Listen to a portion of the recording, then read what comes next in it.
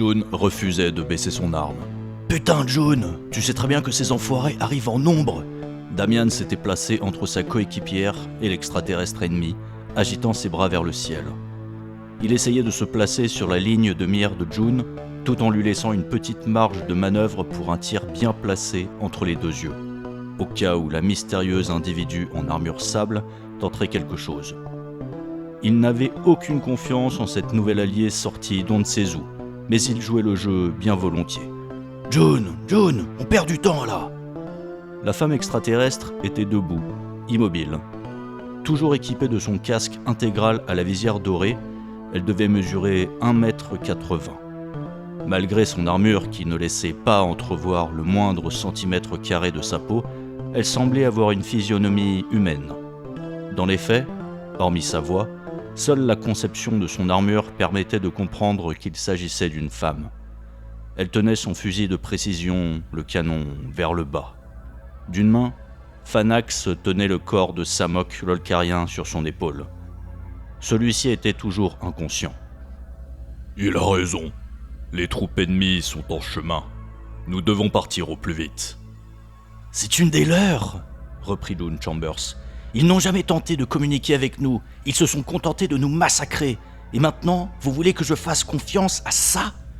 « Je peux vous expliquer beaucoup de choses, » répondit l'extraterrestre. « Mais pas ici. Et pas maintenant. Nous devons trouver un endroit sûr. » June réfléchit quelques secondes. Son arme était toujours braquée sur l'humanoïde. « Alors passe devant, mais je te préviens, je ne vais pas te lâcher des yeux. Si tu tentes quoi que ce soit, ou si tu nous emmènes dans un piège, je te fais sauter le caisson aussi sec. » « Je sais. » L'extraterrestre fit un signe de tête sur le côté. « Nous allons marcher dans cette direction pendant 70 Sinta. Je ne connais pas votre système de mesure du temps, mais c'est assez long. » Damian soupira. « Génial. Je sens qu'on va bien se marrer avec vous. Allez, en route !» Guidés par l'humanoïde, les 8 survivants partirent finalement en direction du sud. June suivait la femme extraterrestre de très près, le pistolet pointé dans son dos. Damian restait juste à côté d'elle, toujours aux aguets sur ses mouvements. Seul Fanax n'avait nulle crainte. La ville de Sunat semblait déserte. Aucune forme de vie, ni allié, ni animal, ni ennemi ne s'y manifestait. Le groupe s'engagea tout d'abord dans les vestiges d'un gratte-ciel, puis traversa plusieurs commerces à l'abandon. Ils tentèrent bien d'y trouver quelques ressources, mais tous les rayons d'importance étaient vides. Les 3 femmes et l'homme secourus dans la banque alimentaire privée commençaient à regretter sérieusement d'avoir abandonné leur refuge si opulent, plus que leurs 2 compagnons morts sur le trajet d'ailleurs. Après 5 mois passés ensemble dans cette chambre souterraine, les inimitiés commençaient très sérieusement à se faire ressentir. J'ai peut-être trouvé un truc !» C'était la voix de Damian. June était seulement à 2 étagères de lui. « Génial, je sens que ça va être capital. »« Bouffe pour bébé, » rétorqua Damian. « Il y en a une de chez nous qui est en cloque. »« Je m'appelle Tina, » grommela l'intéressé. Damian fit mine de ne pas l'avoir entendu. Il adorait ce petit jeu. « Mais je ne sais pas combien elle en est. »« 6 mois, » reprit Tina, toujours en grommelant. « Possible que ce soit périmé avant, j'en sais foutre rien. Visiblement, tout a été pillé dans les rayons, sauf ça. » Fanax Milinelek, toujours avec Samok l'inconscient sur l'épaule, s'était déplacé prudemment entre les rayons de ce petit commerce, après que June et Damian lui aient assuré qu'il n'y avait pas de danger. Son âme-sens lui dictait que quelque chose n'était pas normal, ou plutôt que quelque chose n'avait pas été normal ici.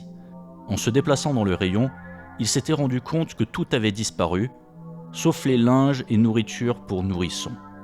Pas une seule boîte de conserve, pas un seul aliment. Seules des couches, des linges et de la farine nutritive pour nouveau-nés avaient été laissés là. Il grogna intérieurement. « Que se passe-t-il avec les enfants humains ?» June, dépité, venait de refermer le couvercle d'un conteneur déjà pillé. « Depuis que nous formons la résistance... »« La résistance !» s'esclaffa Damian. « J'aurais plutôt dit la survie désespérée. »« Ouais, peu importe, » reprit June. « Depuis que l'on tente de rechercher des survivants, Nous n'avons retrouvé aucun enfant, même pas adolescent. Fanax hocha la tête. Et de femmes enceintes? June Chambers arracha la bâche d'un rayon toujours vide. Elle soupira. Non, pas de femme enceinte. Tina est la première que l'on voit depuis des mois. Damian fit apparaître sa tête de derrière une étagère. Et je me propose de passer encore une fois pour un pur connard, mais honnêtement, c'est un vrai miracle pour nos survivants. Je nous vois mal gérer une crèche et un service d'obstétricien, alors qu'on a 50% de malades et que les gens restants passent leur journée à fouiller les poubelles. Les 4 secourus de la banque alimentaire se regardèrent fébrilement. 50% de malades, chuchota le dernier des hommes en vie. C'est un vrai cimetière.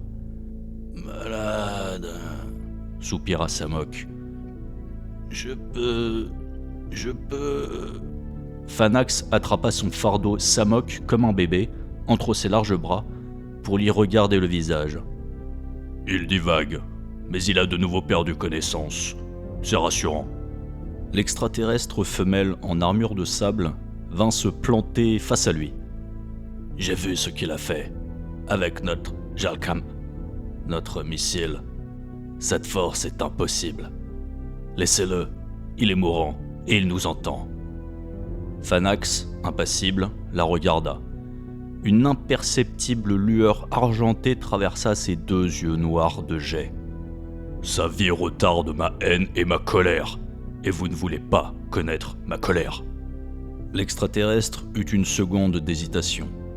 Ses épaules s'abaissèrent légèrement, comme si, au fond d'elle, elle se rendait. Nous sommes d'accord sur ce point-là. Vous savez également qu'il n'y a rien à trouver ici, et qu'il nous faut reprendre la marche, maintenant. Fanax la regardait toujours droit dans les yeux, comme s'il parvenait à percer sa visière d'or. Je sais. Continuons. June, Damian, Tina et les 3 autres survivants revenaient justement vers eux. Leurs bras étaient pleins de nourriture et de poudre de lait pour nourrissons. Tous les chariots ont été démantelés, fit Damian. Ceux qui sont venus avant nous avaient bien l'intention d'en récupérer les batteries. Ils sont débiles. Une telle source d'énergie, alors même que ça ne leur permettrait même pas d'alimenter un 2 roues pendant 1 heure, ça ne leur permettra qu'une belle petite ogive dans la courge. Damian se tourna vers l'extraterrestre femelle.